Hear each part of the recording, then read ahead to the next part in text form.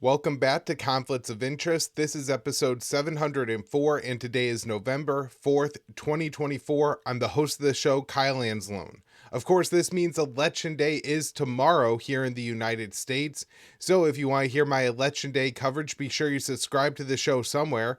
It's hosted at the Institute. We repost the show on the blog at antiwar.com, YouTube, Rumble, or Odysee for the video version of the show.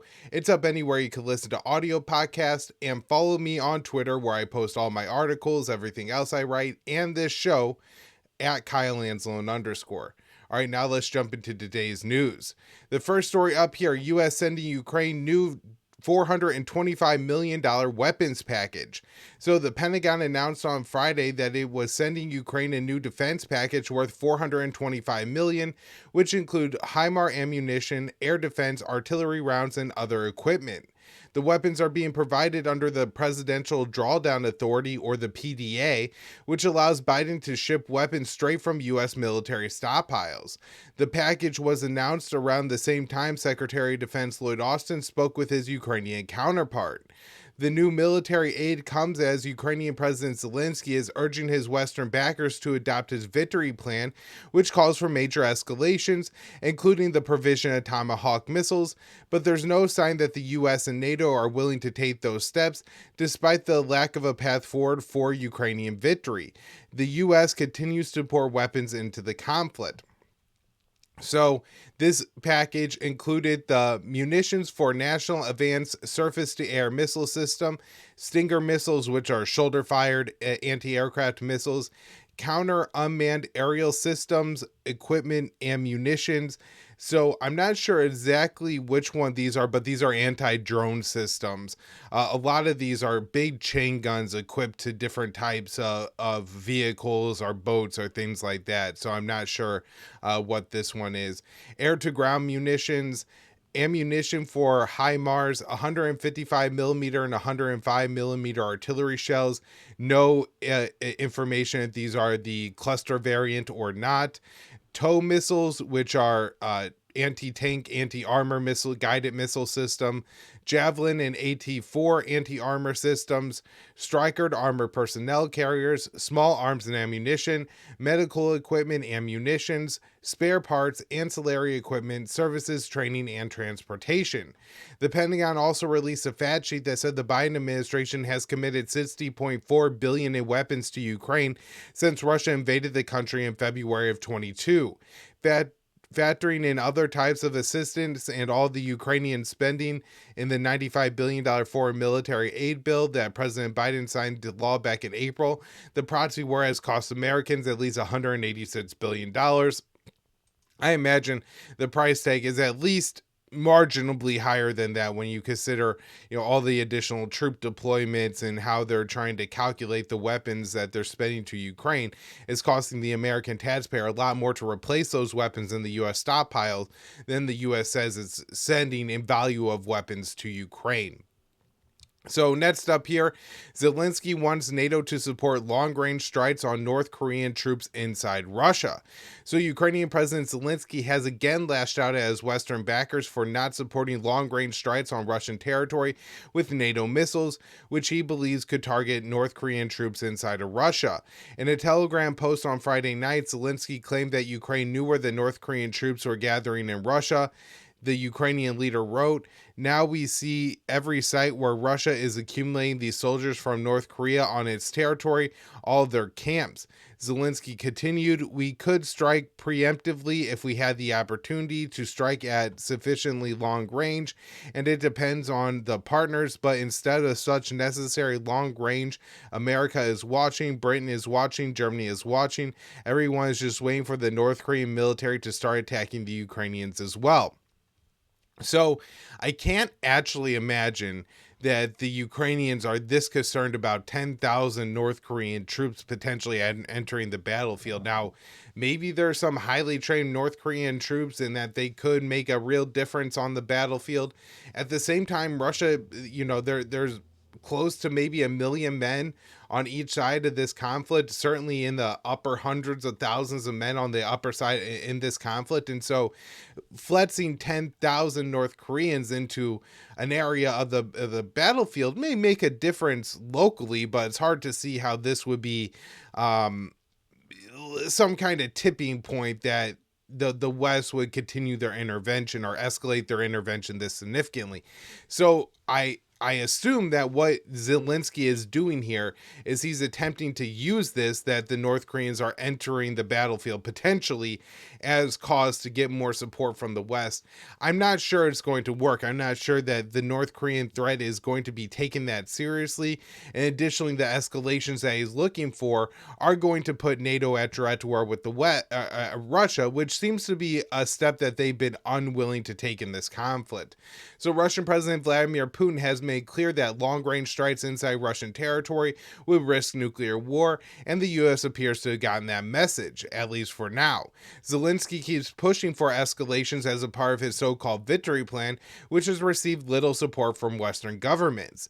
Zelensky has been fuming over the lack of support for long-range strikes now that the U.S. has said it believes there are about 10,000 North Korean troops in Russia and have moved west to the Kursk Oblast.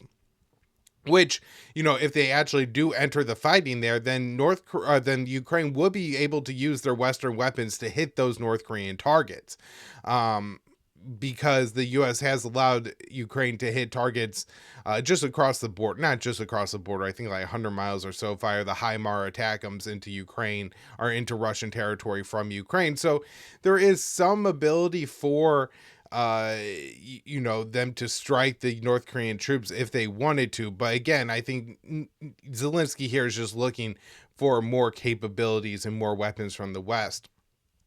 So for their part, Russia and North Korea have not confirmed the deployments.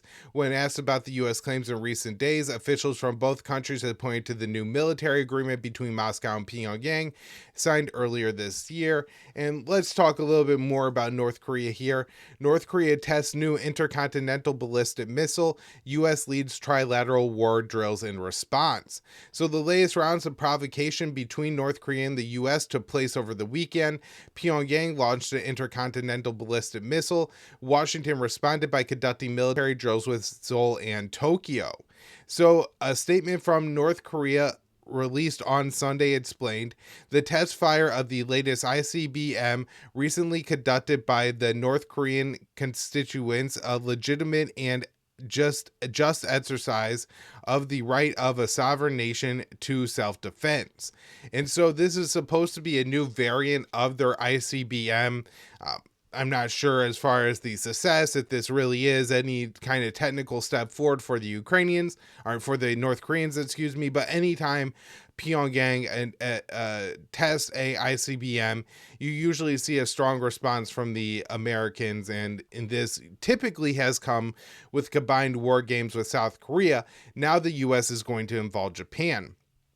So Pyongyang argued that Thursday's missile test was in response to military provocations from Washington and Seoul. The press release explained, it is a part of the practical counter-reaction to the provocative, reckless moves of the hostile forces to openly destroy peace and stability in the region around the Korean Peninsula, while blatantly challenging the sovereignty, security, and the interests of North Korea. Pyongyang has been particularly upset over this past month because South Korea is alleged to have flown drones past the DMZ, and some even entering the airspace around Pyongyang. This was viewed as a pretty intense threat from North Korea.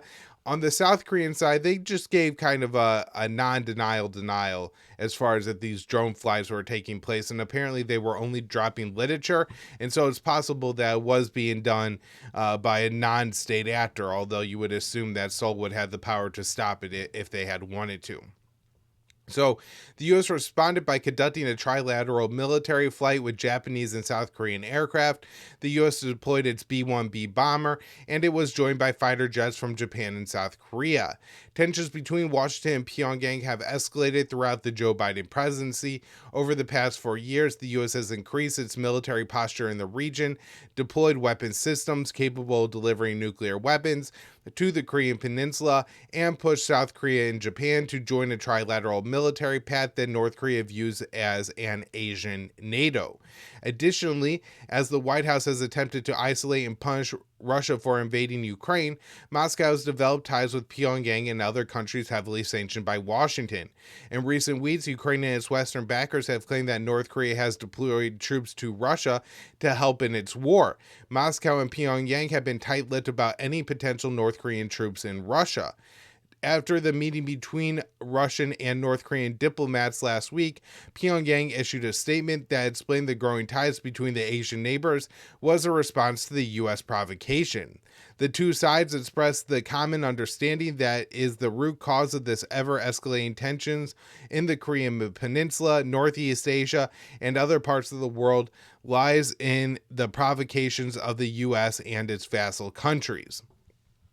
So, again, still not sure that there's those North Korean troops in Russia. If they are there, as I've said from the beginning, I would assume it's a limited number. It's more to do with helping either fire Russian weapon systems or firing North Korean weapon systems used by Russian forces, or learning how to fire Russian weapon systems while they're currently being used in the war in Ukraine. It's also potential that maybe some North Korean troops are headed to Russia to get some battlefield experience and be deployed against Western forces, because you know, it's all the American empire, whether it's in Russia's eastern or western border, North Korea or Ukraine. It would likely be very similar tactics, and so I guess the North Koreans feel they could probably gain some real experience fighting against the Western weapon system and things like that. All right, now moving on to the Middle East. This first one here from Day to Camp. Israel killed over 50 children in Jabalia in 48 hours. So Israeli strikes in Jabalia, northern Gaza, killed over 50 children in just 48 hours, the UN's Child Relief Agency, UNICEF, said in a statement on Saturday. So the statement explains, this has already been a deadly weekend of attacks in northern Gaza. In the past 48 hours alone, over 50 children have reportedly been killed in Jabalia, where strikes leveled 2 residential buildings sheltering hundreds of people. Jabalia has been the focus of an Israeli ethnic cleansing campaign in northern Gaza that began in early October.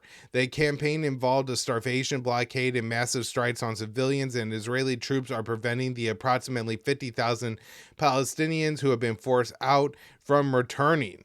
So the UNICEF executive director explained that Israeli strikes included an attack on UNICEF staff working on a polio vaccination campaign for children and an attack on a vaccination center.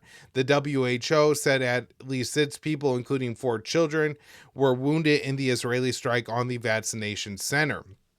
And I remember at one point, I think this is maybe 2017 or 2018, there's some pretty significant cholera epidemics spreading in Yemen, and Saudi Arabia bombed what was known to be cholera treatment facilities.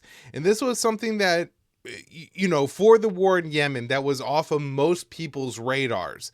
Something that was really upsetting, understanding that, these are clearly marked medical facilities to deal with an acute medical situation, an epidemic, and bombing them and putting them out of commission is just an extremely sick and destructive thing to do. You know what I mean? Because this is going to prevent children from getting their polio vaccination. And, also destroying the medical equipment and things like that. It makes it so clear that what you're trying to do in these areas is inflict maximum devastation on the civilian population to punish the people, and either to kill them or get them to bend to your absolute will. And I hope that this is something that wakes people up to the slaughter that Israel is committing in Gaza. I'm not as hopeful as I was about the situation in Yemen, but maybe people will take a notice that they are bombing these vaccination clinics. So the executive director continued, the attacks on Jabalia, the vaccination clinic, and the UNICEF staff are yet further examples of the grave consequences of the indiscriminate strikes on civilians in the Gaza Strip. Taken alongside the horrific level of child deaths in northern Gaza from other attacks, these most recent events combine to write yet another dark chapter, one of the darkest periods of this terrible war. So Israeli strikes continue to pound northern, central, and southern Gaza on Sunday. Medical sources told Al Jazeera that at least 35 people were killed, including 16 in the north. An Israeli attack on a residential building in the southern city of Khan Yunis killed 7 members of the same family, including 4 children. Gaza's health ministry said its death toll update on Sunday that at least 27 Palestinians were killed and 86 were injured in the previous 24-hour period. The latest violence brought the ministry's death toll since October 2023 to 43,034 and the number of wounded to 102,105. So the health ministry's numbers are considered an undercount since they don't account for Palestinian missing and presumed dead under the rubble or the indirect deaths caused by Israeli siege. A group of American healthcare workers who volunteered in Gaza have estimated that the Israeli bombing campaign and siege has killed at least 118,000 Palestinians, including over 60,000 who have starved to death, and the doctors explained that that is their absolute minimum number that they think it could be, that the number could be far higher than that. So the genocidal slaughter would not be possible without U.S. military aid, and Israeli officials have acknowledged that they could sustain operations in Gaza for more than a few months without U.S. military support, and with everything else going on in the region, it's pretty clear that they couldn't sustain their military operations for probably more than a couple of days without the American support and all the, American muscle flexing in the Middle East that protects Israel. Such as this, U.S. bombers arrive in Middle East as a part of new deployment for Israel. So, U.S. B-52 bombers arrived in the Middle East on Saturday as a new deployment to defend Israel amid speculation over whether or not Iran will respond to Israel's October 26th attack. So, Central Command, U.S. Central Command wrote on X, B-52 Stratoforce's strategic bombers arrived at the U.S. Central Command area of responsibility. The Pentagon announced it was beefing up its military presence in the region on Friday, saying Secretary of Defense Lloyd Austin ordered the deployment of additional ballistic missile defense destroyers, fighter squadrons, and tanker aircraft, and several U.S. Air Force B-52 long-range bombers to the region. The Pentagon said that the purpose of the deployment was the protection of U.S. citizens and forces in the Middle East and the defense of Israel and de-escalation. To say the protection of U.S. citizens in the Middle East and to lead with that is just absurd. That's obviously not what they're there for, because if it was, de-escalation would probably be the thing that would bring the most safety to the Americans that are living in the Middle East. Same thing with the American troops there. Of course, the American troops could be brought home. That's another option. The real purpose here is the defense of Israel. Of course, this is an escalation, not a de-escalation, so that, there's no point of claiming that this is going to de-escalate anything. That's just propaganda. So Iranian officials have been vowing there will be a response to Israel's attack, which killed 4 Iranian soldiers and 1 civilian. Israel launched the airstrike on Iran in retaliation for the October 1st Iranian missile barrage that was fired into Israel in response to a string of Israeli escalations and assassinations in the region. Axios report that Israeli intelligence suggests that Iran is planning to launch a major attack from Iraqi territory, and that could happen before the U.S. presidential election on November 5th. I guess that would mean tonight. I'm very skeptical of this. In the past, Iran has been fairly calculated and has also given a period of time before they typically respond. Maybe the response to the assassination of Qasem Soleimani would be one slight difference here, where the attack did come relatively quickly, but launching a major attack and doing it from Iraqi territory, I'm not so sure about these claims. Now, we also do have Iranian officials. So here, I'll just get it. However, a report published by the Wall Street Journal on Sunday said that Iran didn't want to influence the U.S. election and will likely wait till after. And so that made sense that the attack would take place after the U.S. election. Now, initially, after the October 26th attack, I thought Iran was going to declare victory and basically say, we gave better than we got in this latest round with Israel, and so we're willing to de-escalate from here. But then we also get some statements from Iranian officials that sound like they are preparing another attack on Israel. So The Wall Street Journal report, which cited unnamed Arab and Iranian officials, said that Iran has told Arab diplomats is planning a complex response against Israel that would involve far more powerful warheads and other weapons not used in previous attacks on Israeli territory. One source said Iran would likely target military facilities again, but much more aggressively than last time. Another Axios report said that the U.S. warned Iran that if it attacked, the U.S. won't be able to restrain Israel. We told the Iranians we won't be able to hold Israel back, and we won't be able to make sure the next attack is calibrated in its targets as previous ones, which is ridiculous because the U.S. effectively provides the Israeli military and all the additional military support Israel needs. That the U.S. told Tel Aviv, listen, pal, like, you know, it sucks that Iran attacked you again and they did a lot of damage to your military facilities. But if you strike back at Iran, not only will you not receive U.S. Logistics support, intelligence support, no more U.S. weapons, but we're also not going to defend you. That THAAD system is gone. All these other military assets in the Middle East that we say are there to defend Israel, not there to defend Israel anymore. Well, then, yeah, you can absolutely restrain Israel. So to say otherwise is completely absurd. Maybe the U.S. is really worried about the scale of the Iranian attack, and so they're kind of making these very large threats towards Iran. I'm not sure. So again, I think looking historically at what's happened between, the U.S. and Israel and Iran, I would have thought Tehran would again have just declared victory and looked to de-escalate after that last attack. However, after the October 1st Iranian attack on Israel, Tehran made very clear that the old rules of the game were off and they were establishing new rules of the game, and that any Israeli response to the Iranian response would be met with another Iranian response. And so, I'm not so sure that we're going to see the kind of de-escalation that we've seen in the past. All right, so this is interesting too. The Iranian president suggests Gaza and Lebanon ceasefire could soften Iran's response to Israeli attack. So the Iranian president suggested on Sunday that a ceasefire deal in Gaza and Lebanon could soften Iran's planned attack on Israel in response to the recent Israeli airstrikes on Iranian territory. The president said, if the Israelis make a revision in their behavior, accept a ceasefire, and stop killing the oppressed and innocent people of the region, it could have an effect on the type and intensity of our response.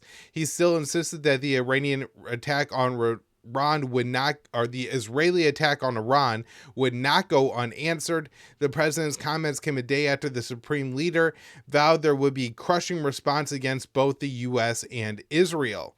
So, the Ayatollah said enemies, including America and the Zionist regime, should know that they will undoubtedly receive a crushing response for what they do against Iran and resistance front. The U.S. has vowed to defend Israel from any Iranian attack and deployed additional military assets to the region for that purpose, making them potential targets of the Iranian military. Media reports have said that Israel is expecting Iran to launch an attack from Iraqi territory. Again, I'm skeptical of the part where we come from Iraqi territory too, just because if what Iran is saying that they're planning to use larger warheads and missiles, I would assume those are going to be fired from Iran, that they're not going to move large missiles to Iraq, that they're planning something from Iraqi territory. It would be, small drones, small rockets and missiles fired at American or Israeli military assets from Iraq and Syria, and not necessarily large ballistic missile types of attacks. You would think that crossing over the border with large missiles would be something the Americans might try to strike in Iraq, which I think they would probably do. So I do think what the Israelis are saying is unlikely, although I will go ahead and say that I'm pretty sure I've now revised my thinking, and I do think Iran is going to carry out some kind of attack against Israel, and they are serious about the old rules of the game being off, and they're not going to accept taking one on the chin anymore to de-escalate the situation.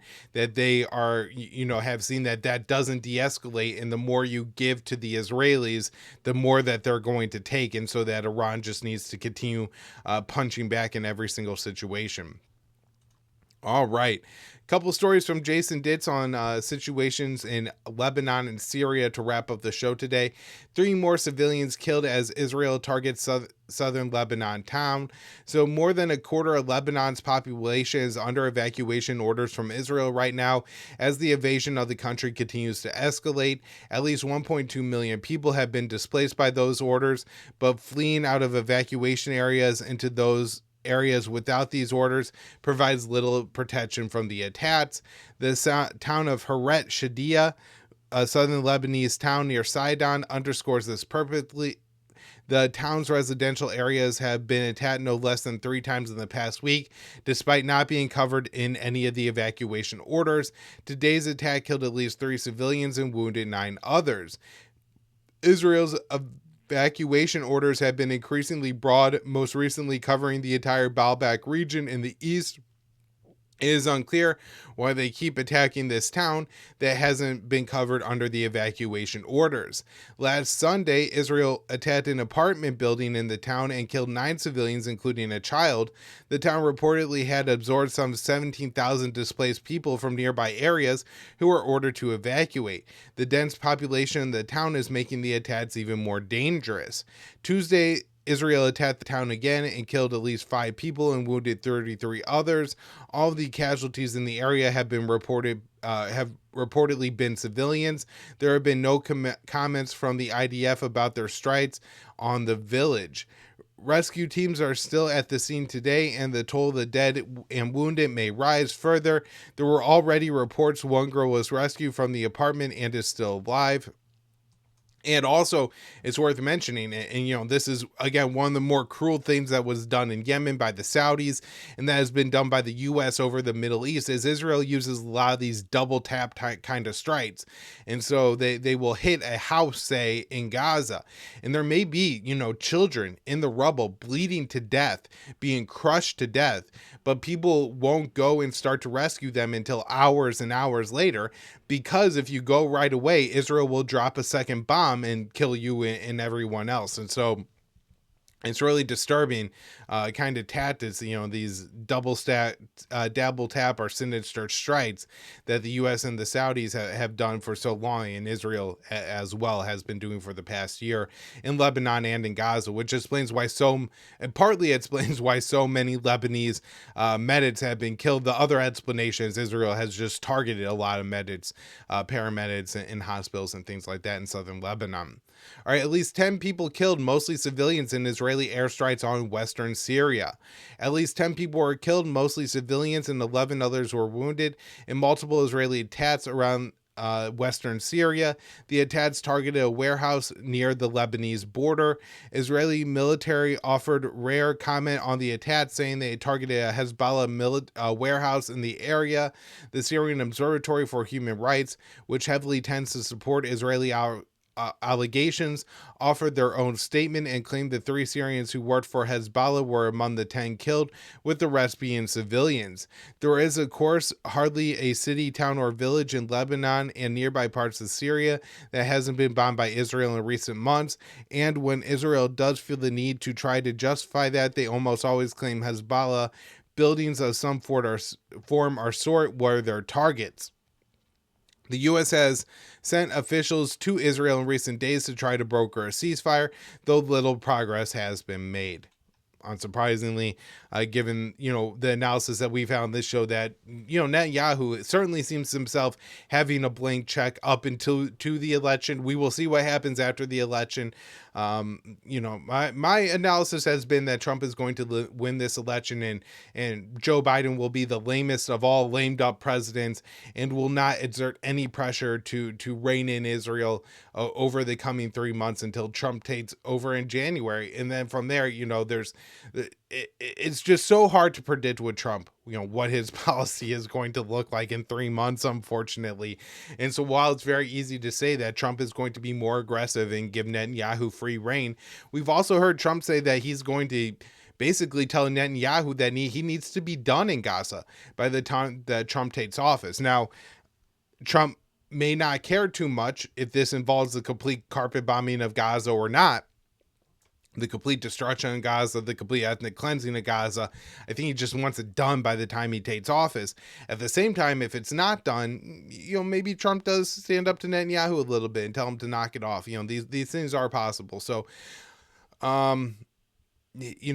big day tomorrow in America. So I will do some election coverage. I'm going to be on with the Institute crew tomorrow night.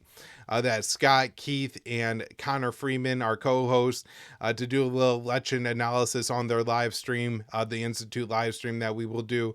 So I'm sure I'll share plenty of thoughts this coming week on the election, because that is, I think, really going to dominate the news cycle for the next few days. But we'll also continue to talk about all the updates in American wars, because it's important not to lose track of those, as Tel Aviv or Kiev may see a little bit of a free hand to operate in the next couple days while most Americans are distracted at home.